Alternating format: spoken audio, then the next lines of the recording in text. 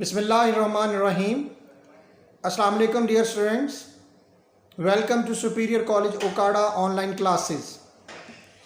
آج ہم مطالعہ پاکستان کا 8واں لیکچر لے رہے ہیں۔ آج کا ہمارا ٹاپک ہے استحکام پاکستان کے لیے قائد اعظم محمد علی جناح کی خدمات۔ قائد اعظم محمد علی جناح ایک سیاسی بصیرت رکھنے والے، دور اندیش اور معاملہ فہم آدمی تھے۔ آپ نے مستقبل کے خطرات کو بھانپتے ہوئے پاکستان کی بہتری کے لیے بہت سارے اقدامات کیے، جن سے پاکستان کو استحکام اور اس کی سالمیت اور مملکت خود آزاد کو شاندار کامیابیاں حاصل ہوئیں۔ قائد اعظم محمد علی جناح کو، جو کہ ایک عظیم لیڈر تھے، انہیں صرف 13 ماہ کا عرصہ ملا کہ پاکستان کی خدمت کر سکیں۔ اس کے بعد وہ اس جہان فانی سے کوچ کر گئے۔ قائد اعظم کی بہت ساری خدمات ہیں جن کو ہم مختصراً آگے بیان کریں گے۔ نمبر 1، مہاجرین کی عبادت کاری۔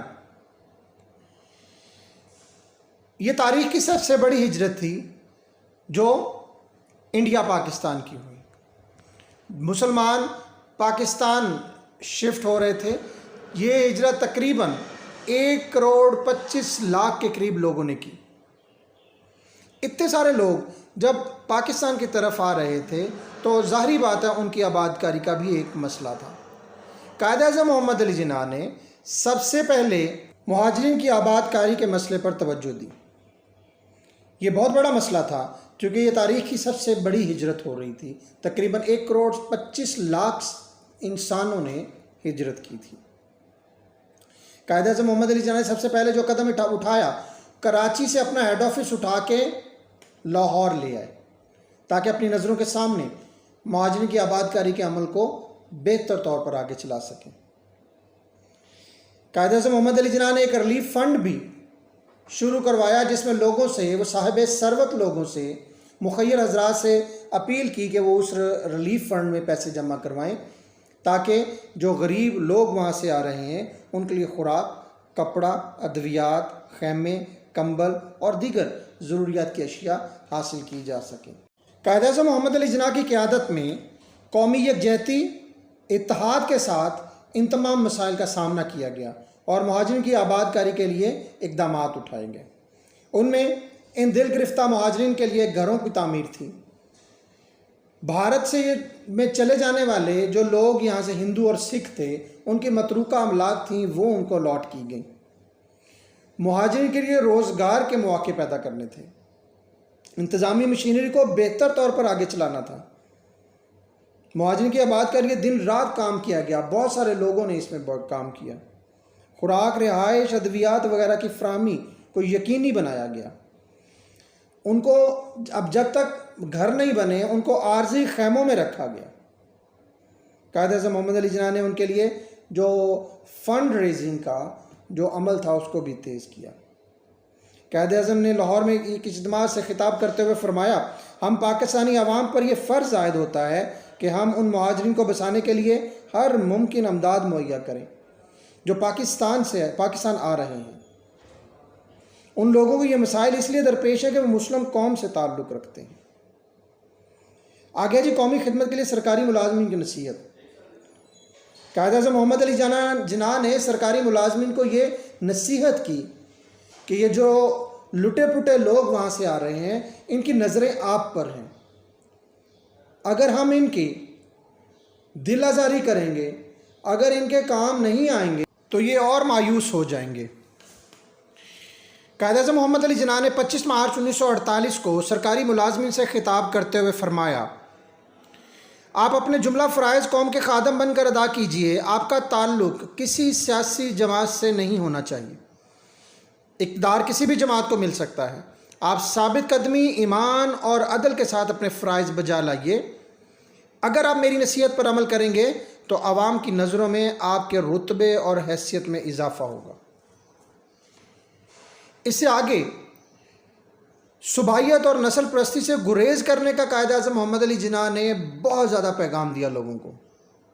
آپ سمجھتے تھے کہ آنے والے وقت میں لوگوں میں یہ ایک زہر گھولا جا سکتا ہے صوبائیت اور نسل پرستی کا۔ تو آپ نے لوگوں کو بتایا کہ ہمیں اس بات پہ نہیں ہونا چاہیے کہ ہم پنجابی ہیں، سندھی ہیں، بلوچی ہیں یا پٹھان ہیں۔ ہمیں ہمیشہ ایک پاکستانی کی سوچ رکھنی ہے، تب جا کے ہم صوبائیت اور نسل پرستی کو شکست دیں گے، تب پاکستان ترقی کرے گا۔ قیام پاکستان کے بعد انگریزوں اور ہندوؤں کی سازشوں سے پاکستانی معیشت کو بے شمار مسائل تھے۔ لاکھوں افراد کا یہاں پہ نقل مکانی کر کے آ جانا، لوٹ مار، قتل و غارت، پاکستان کو ان کا جائز حق اثاثوں میں سے نہ دینا، بے روزگاری، غربت، یہ وہ تمام عناصر تھے جو پاکستانی معیشت کی ترقی کی راہ میں رکاوٹ تھے، اور یہ سب کچھ بھارت اور ہندو سوچے سمجھے منصوبے کے تحت کر رہے تھے۔ ایسے حالات میں قائد اعظم محمد علی جناح نے معیشت کو اپنے پاؤں پہ کھڑے کرنے کا فیصلہ کیا، اور اس ضمن میں بہت سارے اقدامات کیے۔ ان میں سب سے پہلے اسٹیٹ بینک آف پاکستان کا قیام ہے۔ 1 جولائی 1948 کو قائد اعظم محمد علی جناح نے اسٹیٹ بینک آف پاکستان کی بنیاد رکھی۔ اس موقع پر آپ نے فرمایا کہ اسٹیٹ بینک آف پاکستان معاشی شعبے میں ہمارے عوام کی حاکمیت کا نشان ہے۔ مغربی طرز معیشت ہمیں کسی طرح فائدہ نہیں دے سکتی۔ مغربی معاشی نظام تو انسانیت کے لیے کئی دشواریاں پیدا کرتا ہے۔ پورے عالم اسلام کو ہم ایک ایسا معاشی نظام دے سکیں گے جو انسانوں کے لیے امن کا پیغام بنے گا۔ Next, Quaid Azam relief fund برائے مہاجرین کا قیام ہے اور پاکستان فنڈ کا قیام ہے۔ یہ دو ایسے فنڈ قائم کیے گئے جس میں مخیر حضرات اور صاحب ثروت لوگوں سے اپیل کی گئی کہ آپ مہاجرین کے ریلیف فنڈ میں پیسے جمع کروائیں تاکہ مہاجرین کی بہتر طور پہ خدمت کی جا سکے۔ پاکستان فنڈ میں اس لیے پیسے جمع کروائیں کہ ہم آنے والے وقت میں ہم معاشی مشکلات کا جو سامنا ہمیں ہے اس کو حل کر سکیں۔ انتظامیہ میں اصلاحات کا فیصلہ کیا گیا۔ پاکستان میں انتظامی مشینری نہ ہونے کے برابر تھی۔ دفتری عملہ ہمارے پاس نہیں تھا۔ جو مسلمان دفتری کام سے واقف تھے وہ ہندوستان سے یہاں آنے میں انہیں بہت ساری مشکلات تھیں۔ ایسی ایسی رکاوٹیں پیدا کی گئیں پاکستان کی راہ میں جن کو حل کرنا فوری طور پہ بہت ضروری تھا۔ قائد اعظم نے انتظامی مشینری کی ضرورت کو سمجھتے ہوئے فوری اقدامات کیے۔ کراچی کو دارالحکومت بنایا، سرکاری ملازمین کو قومی جذبے سے کام کرنے کا درس دیا۔ دفتری ساز و سامان جو تھا، اسٹیشنری وغیرہ، وہ ناپید تھی، خیر وہ بھی ایک نظام ترتیب دیا گیا۔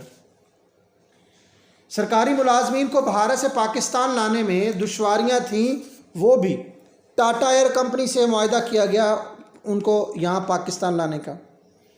سول سروسز کو نئے سرے سے منظم کیا گیا۔ چودھری محمد علی کی ذمہ داری لگائی گئی یہ کام کرنے کے لیے۔ پھر نیوی، ایئر فورس اور بری فوج کے ہیڈ کوارٹرز بنائے گئے۔ فورن سروس، اکاؤنٹ سروس کا بھی آغاز کیا گیا۔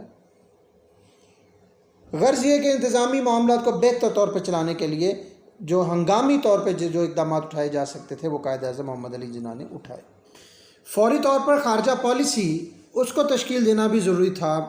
اس کے بارے میں قائد اعظم محمد علی جناح نے جو ہنگامی بنیادوں پر جو فیصلے کیے وہ یہ ہیں۔ سفارت خانوں کا قیام عمل میں لایا گیا۔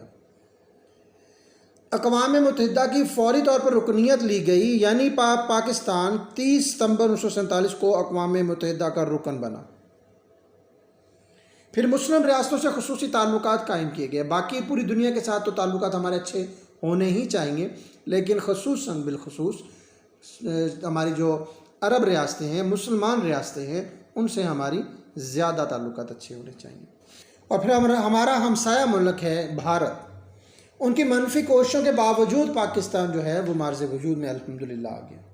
ان کے ہر معاملے میں، ہر بات میں ان کا یہی ہوتا ہے کہ پاکستان کو زیر کیا جا سکے۔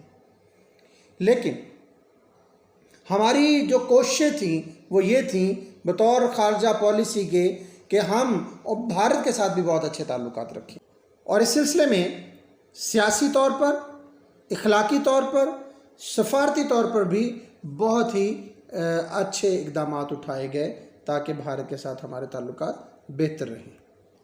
कायद अज़म मोहम्मद अली जिन्ना नई नस्ल की अहमियत और अफादियत से भी मुकम्मल तौर पर आगाह थे। आपने तलबा से खिताब करते हुए कहा कि पाकिस्तान अपने तलबा पर फ़ख्र करता है जो हमेशा अगली सफ़ों में रहे और कौम की तवक्कुआत पर पूरा उतरे। तलबा हमारा मुस्तकबिल हैं और मुस्तकबिल के मेमार भी हैं। इनसे कौम नज़्म व ज़ब्त चाहती है ताकि वो वक्त के चैलेंजों का मुकाबला कर सकें। आइन का निफाज करना ये बहुत अहम ज़रूरत थी उस वक्त। तो कायद अज़म मोहम्मद अली जिन्ना ने सबसे पहले इंडिया एक्ट 1935 में ज़रूरी अमेंडमेंट्स करके बतौर आइन उसको लागू कर दिया।